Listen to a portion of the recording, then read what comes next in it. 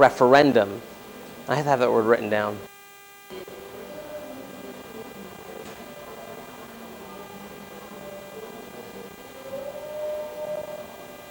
So given this historical precedent, can the same happen again in order to draft an entirely new or socialist constitution?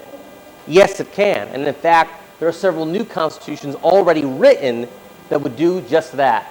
Back in the 1970s, around 1972, there was a new constitution that was proposed just in time for America's bicentennial of 1976. The Convention for the New States of America, behind there. And that constitution would have empowered the president with special emergency powers in times of a national emergency. It would refer to the U.S. government as a democracy rather than being a republic. It would give federal government authority that currently it doesn't have, making it constitutional, including health care and free housing and all these socialist rights would all be constitutional. And it would be ratified not by 3/4 of the state legislatures or 3/4 of state conventions, like Article 5 says, but by a national referendum in the spirit of democracy. So there would be a nationwide election as to whether we should accept that Constitution. Considering the results of the 2020 election, would you trust a national election which we would decide to replace the new Constitution where just 51% of the supposed results would tell us whether we have the new Constitution or not?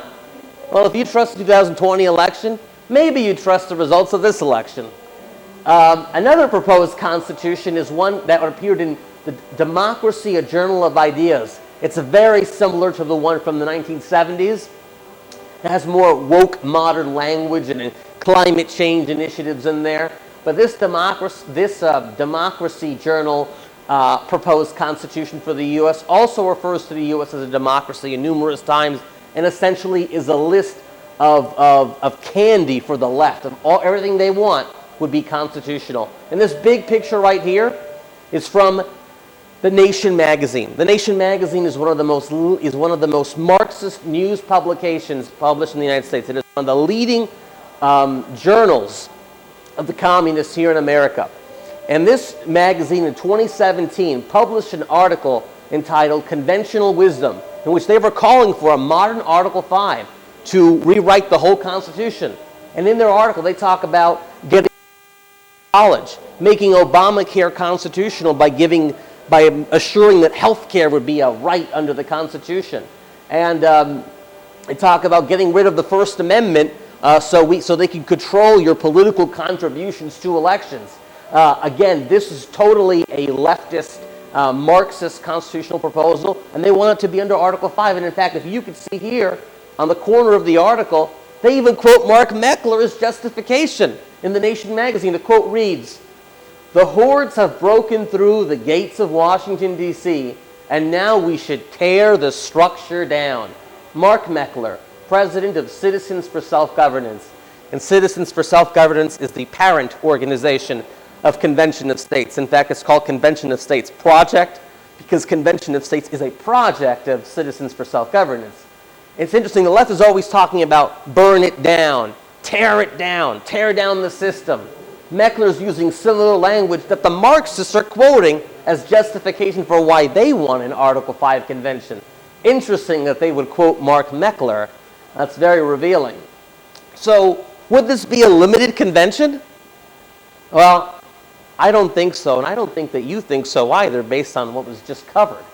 So right now, there's this growing movement to call for a constitutional convention with people on both the right who want this, like Mr. Meckler, who supposedly represents those on the right and conservative values in going into this, and there's also those on the left that outright want the constitutional convention, like The Nation magazine, for example.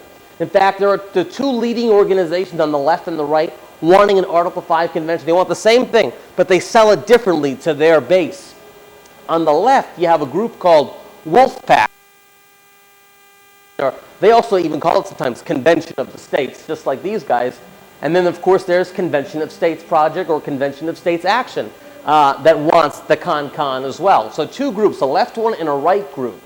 Now, Meckler was the co-chair of an event back in 2011, about 3 years before Convention of States was founded.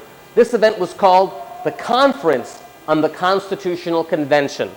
He acknowledged it in 2011 as a Constitutional Convention, by the way. And they didn't call it a Convention of States back then. But this event, which they also called for a nickname, the Con, was co-chaired by Meckler, and the other co-chair was this guy here. We'll talk more about him, Lawrence Lessig, a law professor, a liberal law professor from Harvard University. These were the three big shots who were at the Conference of the Constitutional Convention 2011. Cenk Uygur, the host of the Young Turks, a far-left, progressive, popular show on YouTube and on the internet. Lawrence Lessig, the leftist constitutional law professor and globalist, we'll talk more about him, and Mark Meckler, who at the time was known for being the head of the Tea Party Patriots. What does Meckler have in common with these leftists? Why would he want to be on the same platform as them to talk about changing the Constitution? So there was a conversation, and you can find this